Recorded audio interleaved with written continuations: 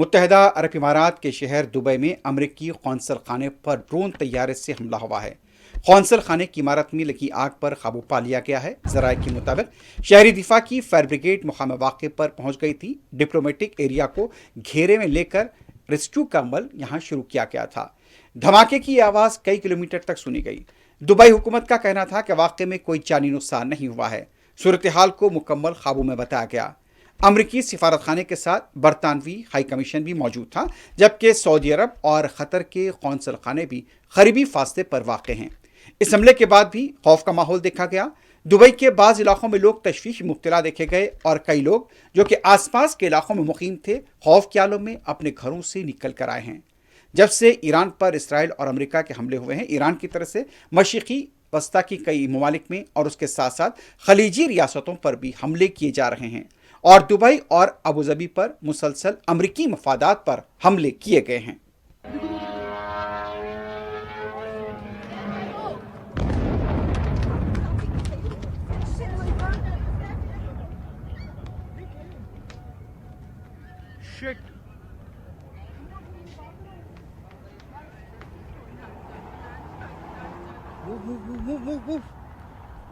نکل نکل نکل نکل another drone.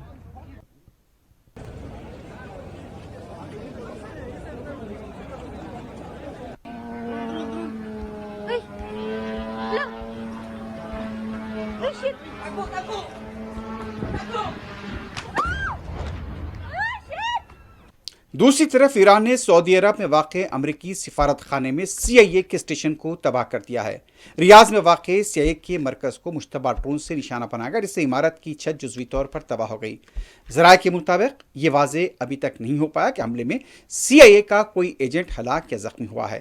تفصیلات کے مطابق CIA نے حملے کے لیے آیت اللہ علی خامنائی کے گھر کا تعین کیا تھا۔ امریکہ نے ایران پر حملہ اس وقت کیا ہے جب CIA ایرانی حکومت کے خلاف جنگجوؤں کو مسلح بغاوت کے لیے کھڑا کرنے پر بھی کام کر رہی تھی، جن میں کرد جنگجو بھی شامل تھے۔ اس طرح کے الزامات ایران کی طرف سے لگائے جا رہے ہیں۔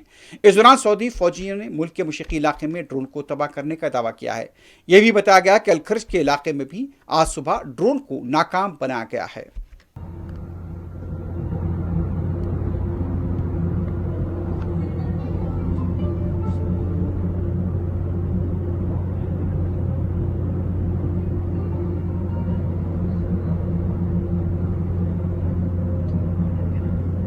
اسرائیل کے مسلسل حملوں کے درمیان ایران نے دعویٰ کیا ہے کہ اس نے امریکی طیارہ بردار جنگی جہاز ابراہم لنکن کو کروز میزائلوں سے نشانہ بنایا، جس کے بعد وہ پیچھے ہٹ گیا ہے۔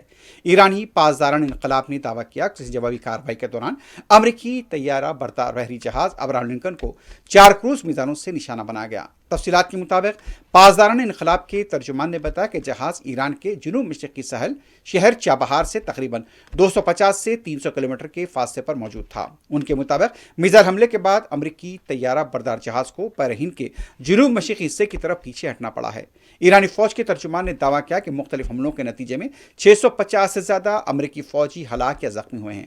انہوں نے الزام عائد کیا کہ امریکہ ان ہلاکتوں اور زخمیوں کی تعداد کو چھپانے کی کوشش کر رہا ہے، لیکن ایرانی انٹیلیجنس اور میدان جنگ کی اطلاعات اس کی تصدیق کرتی ہیں۔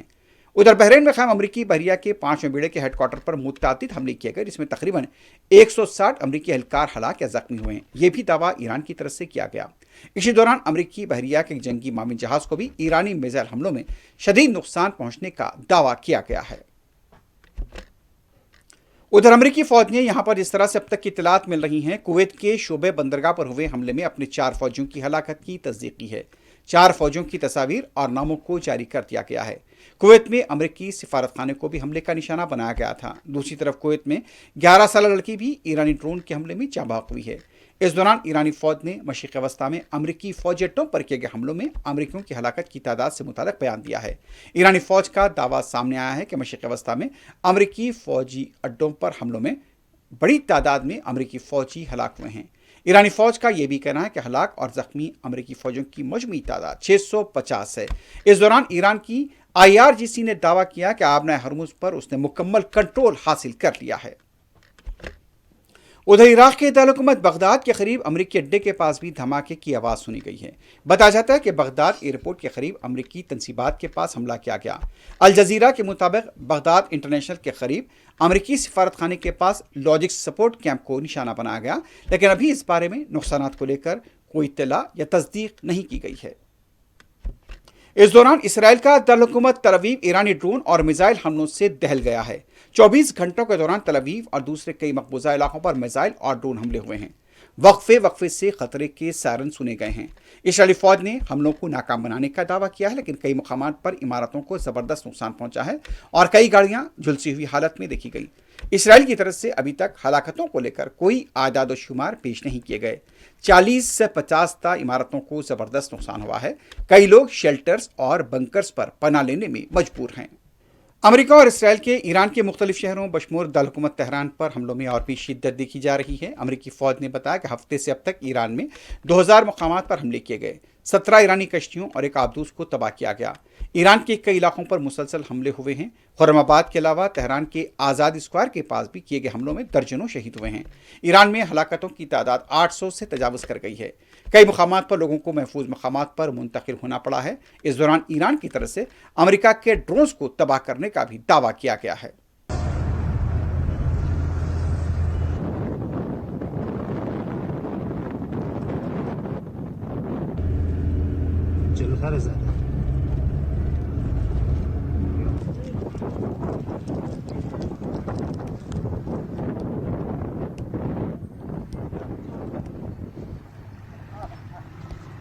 ادھر لبنان کے بھی کئی علاقوں پر اسرائیلی فوج نے بمباری کی ہے۔ لبنان کے حزم علاقے میں ہوٹل پر بمباری کی گئی۔ یہ ہوٹل بیروت کے قریب بتائی گئی ہے۔ مونٹ لبنان کے سادیات کے علاقے میں اسرائیلی فوج کی بمباری میں جانی نقصانات ہوئے ہیں۔ گزشتہ 4 دنوں سے لبنان پر جاری حملوں میں ہلاکتوں کی تعداد 100 سے تجاوز کر گئی ہے۔ ادھر حزب اللہ کی طرف سے اسرائیل کے کئی علاقوں پر حملے کیے جا رہے ہیں۔ مشرق وسطیٰ کے موجودہ حالات کو لے کر امریکہ کے صدر ڈونلڈ ٹرمپ اور ان کے وزیر خارجہ مارکو روبیو کے بیانات میں تضاد دیکھا جا رہا ہے۔ ٹرمپ نے دعویٰ کیا کہ امریکہ کو اسرائیل نے ایران کے خلاف جنگ میں نہیں ڈھکیلا۔ ٹرمپ نے ذمہ داری لی کہ اگر کچھ ہوا وہ بھی میں خود اس کے لیے ذمہ دار ہوں، اور اسرائیل کے ہاتھ ایران پر حملے کے لیے انہوں نے آگے بڑھایا۔ ٹرمپ نے کہا، ہم اسپین کے ساتھ تجارت بند کرنے جا رہے ہیں، ہم اسپین کے ساتھ کوئی رشتہ رکھنا نہیں چاہتے۔ ٹرمپ نے یہ بھی کہا کہ وہ برطانیہ سے بھی خوش نہیں ہیں۔ اس سے پہلے امریکی وزیر خارجہ نے کہا تھا ایران پر اسرائیلی حملہ کرنے جا رہا تھا۔ جواب میں ایران کی طرف سے امریکی فوجوں کو نشانہ بنائے جانے کا خدشہ تھا، اس لیے امریکہ نے جنگ میں پہل کی۔ امریکہ کے صدر ٹرمپ نے آبنہ ہرمز کھلوانے کا فیصلہ کیا، کہا کہ ضرورت پڑنے پر آبنہ ہرمز میں کمرشل جہازوں کے ساتھ امریکی بحریہ جائے گی۔ ٹرمپ کا کہنا تھا کہ جہازوں کے انشورنس میں امریکہ مالیاتی ادارہ مدد کرے گا۔ ٹرمپ نے کہا کہ آئل ٹینکرز کے بشمول تمام تجارتی جہازوں کو انشورنس اور گارنٹیز فراہم کی جائیں گی۔ اس اقدام کا مقصد خلیج میں جاری کشیدگی کے دوران تجارتی سرگرمیوں کا تحفظ ہے۔ دوسری طرف ٹرمپ نے یہ بھی کہا کہ بڑھتی ہوئی آئل قیمتوں پر قابو پانے کے لیے بھی وہ سنجیدگی سے اقدامات کریں گے۔ ادھر ڈیموکریٹ کے ارکان سے موجودہ حالات میں ٹرمپ کی پالیسی کو شدید تنقید کا نشانہ بنایا ہے۔ ایران پر فضائی حملوں کا سلسلہ جاری رہنے کے دوران اسرائیل کے وزیر اعظم نیتن یاہو نے ایران پر بھرپور قوت کے ساتھ ضرب لگانے کے عزم کا اعادہ کیا ہے، جبکہ حزب اللہ کو مزید سخت جواب دینے کی دھمکی دی ہے۔ وزیر خارجہ اسرائیل اور چیف آف آرمی اسٹاف کے ہمراہ ایک ویڈیو پیام میں نیتن یاہو نے کہا، ہم ایران پر پوری قوت سے حملے جاری رکھے ہوئے ہیں۔ ہمارے پائلٹ ایران اور تہران کی فضائی حدود کے ساتھ ساتھ لبنان کے آسمان پر بھی پرواز کر رہے ہیں۔ امریکہ اور اسرائیل کی طرف سے ایران پر حملوں کے بعد عالمی منڈی میں خام تیل کی قیمتوں میں زبردست اضافہ ہوا ہے۔ برنٹ خام تیل کی قیمت $83 فی بیرل کی سطح پر پہنچ گئی ہے۔ امریکہ اور یورپ میں پیٹرول اور ڈیزل کی قیمت میں زبردست اضافہ ہوا ہے۔ قطر، جو کہ گیس پیداوار کا بڑا ملک ہے، موجودہ حالات کے پیش نظر گیس کی پیداوار میں کمی کی اطلاع ہے۔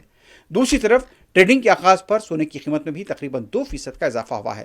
سونے کی قیمت میں یہاں پر جس طرح سے اضافہ دیکھا جا رہا ہے، اس کے علاوہ مختلف ممالک کے اسٹاک مارکیٹس میں مندی برقرار ہے۔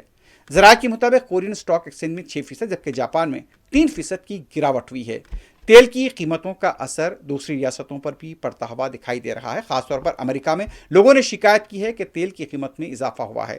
ادھر یورپ کے کئی ایسے علاقے ہیں جہاں پر تیل کی قیمت میں غیر معمولی اضافہ ہو گیا ہے۔ قطر کی وزارت خارجہ کے ترجمان ڈاکٹر ماجد الانصاری نے اس بات پر زور دیا کہ قطر ایران کے خلاف جنگ میں شریک نہیں ہے، بلکہ وہ اپنی زمین پر ایرانی جارحیت کو روکنے اور اپنے دفاع کے جائز حق کا استعمال کر رہا ہے۔ ڈاکٹر ماجد الانصاری نے موجودہ حالات کے تناظر میں میڈیا کے اداروں پر زور دیا کہ وہ قطر کے بارے میں خبریں نشر کرتے وقت معتبر قطری ذرائع پر انحصار کریں۔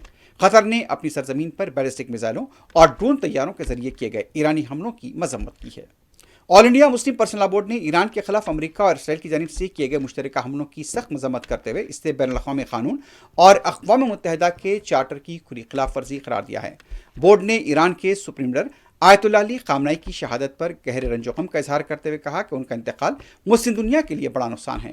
بورڈ کے ترجمان ڈاکٹر SQR الیاس نے ایک پریس بیان میں کہا، ایران کے جوہری پروگرام کے معاملے پر امریکہ کے ساتھ جاری مذاکرات میں خاصی پیش رفت ہو چکی تھی۔ ان کے مطابق عمان کے وزیر خارجہ بدر العبوس سعیدی کی ثالثی میں ہونے والی بات چیت کے دوران ایران نے امریکہ کی بیشتر شرائط کو قبول کر لیا تھا اور سفارتی سطح پر حل کی امید بھی پیدا ہوئی تھی۔